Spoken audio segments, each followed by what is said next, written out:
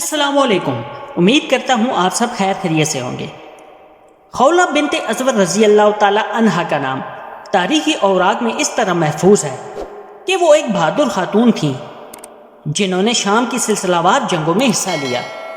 زخمیوں کی مرہم پٹی کرنا، فوجیوں کو پانی پلانا اور بوقت ضرورت مسلح ہو کر دشمن فوجیوں کا مقابلہ کرنا ان کی شجاعت اور بہادری کی ناقابل انکار دلیل ہے۔ خولہ ازور کی بیٹی تھیں جن کا تعلق بنو سعد سے تھا، جنگی صفات کی حامل تھیں اور شاعری کے فن میں بھی کمال حاصل تھا۔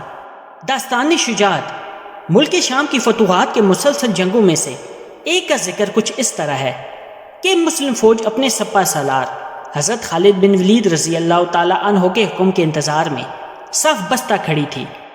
روم کی فوج کی صفوں کا طول و عرض کسی ٹھاٹھے مارتا ہوا بکھرے ہوئے سمندر کا ایک منظر پیش کر رہا تھا۔ زمین و آسمان کی ہر شے پر سکوت طاری تھا کہ نہ جانے مٹی میں مسلمانوں کا انجام کیا ہوگا کہ یکا یک کسی سمت سے ایک نقاب پوش عمدہ گھوڑے پر سوار تیز و تن طوفان کی طرح نمودار ہوا اور رومی فوج کی پہلی صف میں قیامت برپا ہو گئی۔ کئی رومی فوجیوں کی گردنیں ان کے تن سے جدا ہو گئیں۔ حضرت خالد بن ولید رضی اللہ تعالی عنہ نے سوچا کہ یہ ضرور زرار ابن ازور ہیں، لیکن پھر سوچا کہ وہ تو اصول و ضوابط کے پابند ہیں، ان سے اس غیر اصولی فعل کی توقع نہیں کی جا سکتی۔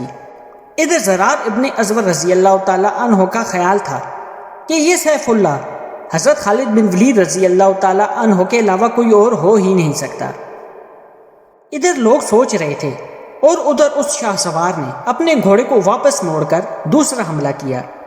لوگوں نے ایسی شجاعت دیکھی تو جوش و خروش میں اللہ اکبر جیسے فلک شگاف نعرے لگائے جس کی گونج نے زمین و آسمان کا سکوت ہی نہیں توڑا بلکہ اس کی گردش تیز کر دی۔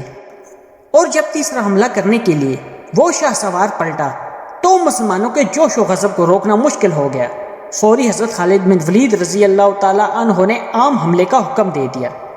رومی جن کو شاید سانپ سونگھ گیا تھا اس حملے کی تاب نہ لا کر جلد ہی میدان چھوڑ کر بھاگ گئے۔